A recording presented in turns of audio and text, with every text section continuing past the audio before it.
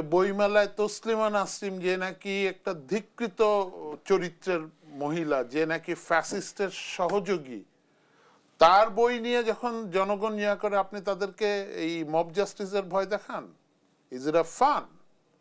আমি আমার সেনাবাহিনীকে জিজ্ঞেস করছি, আমার ভাইদেরকে জিজ্ঞেস করছি, প্লিজ ওই যে তসলিমা নাসরিনের এগুলি যারা প্রচার করছে ওদেরকে জনগণ পিটায় নাই, এটা ভালো।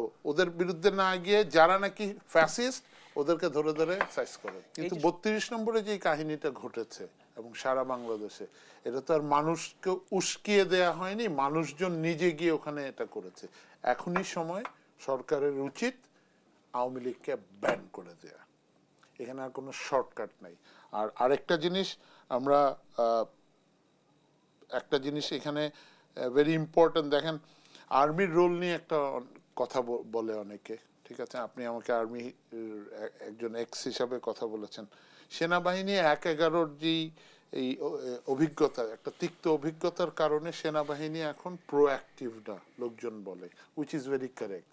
কিন্তু আমার সেনাবাহিনীর কাছে রিকোয়েস্ট যে বাংলাদেশে এর বর্তমান অবস্থায় সেনাবাহিনীর রোলটা ইজ ভেরি ইম্পর্টেন্ট, বিকজ এখন পুলিশ নাই, ল অ্যান্ড অর্ডার নাই, সেনাবাহিনীকেই জনগণকে ফেস করতে হচ্ছে।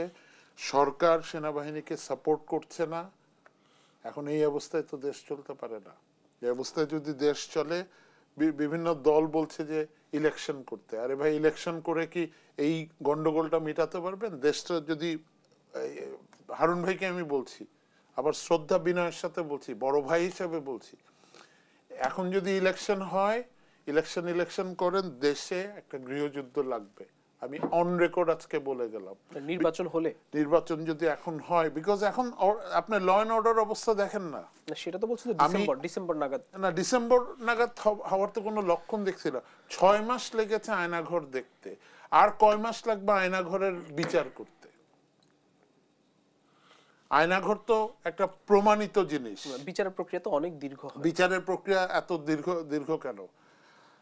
প্রথমেই তো আমরা ভুল করেছি যে ডক্টর ইউনূস যদি রাষ্ট্রপতি হয়ে ফরমান জারি করতেন, দেখেন সামরিক আইন যখন হয় তখন ফরমানের মাধ্যমে হয় না, উনি ফরমান জারি করতেন এই হবে। উনি যদি ফরমান জারি করতেন, দেশে ৫০ জন ভালো বিচারক নিয়োগ হবে, নিউট্রাল বিচার নিয়োগ হতে। What is the problem? কিন্তু কিছুই তো হচ্ছে না, দৃশ্যমান কিছুই হচ্ছে না। আমাদের স্বরাষ্ট্র মন্ত্রণালয় দেখেন চরমভাবে ব্যর্থ। নেহাল জাহাঙ্গীর স্যার খুবই ভালো মানুষ, কিন্তু ওই ভালো মানুষই দিয়ে তো দেশ চলতেছে না। এই যে মব জাস্টিসের কথা বলেন, বাংলা একাডেমি এই যে বইমেলায় তসলিমা নাসরিন যে নাকি একটা ধিক্কৃত চরিত্রের মহিলা, যে নাকি ফ্যাসিস্টের সহযোগী, তার বই নিয়ে যখন জনগণ ইয়া করে আপনি তাদেরকে এই মব জাস্টিসের ভয় দেখান। Is it a fun? আমি আমার সেনাবাহিনীকে জিজ্ঞেস করছি, আমার ভাইদেরকে জিজ্ঞেস করছি, প্লিজ ওই যে তসলিমা নাসরিনের এগুলি যারা প্রচার করছে ওদেরকে জনগণ পিটায় নাই, এটা ভালো। ওদের বিরুদ্ধে না গিয়ে যারা নাকি ফ্যাসিস্ট ওদেরকে ধরে ধরে সাইজ করে। এই যে স্বৈরাচারের যে ১৬ বছরের যে চরিত্র, বাহিনীগুলোর মধ্যে র্যাব, পুলিশ কিংবা অন্যান্য বাহিনী, এই চরিত্র বদল করা সম্ভব বা পুনর্গঠন করা খুবই সম্ভব। মানে আমি পুলিশ দিয়ে শুরু করি। পুলিশের 90% is morally corrupted. Morally corrupted মানে আমি যদি খুন করি, আমার হাতে যদি রক্তের দাগ থাকে, আমি কোন মুখে জনগণকে সেবা করতে যাব? তার বিচার হবে? বিচার যদি না হয়, আর আবার ছাত্রদের আমাদের মাঠে নামতে হবে। বিচার না হওয়ার কারণ কি?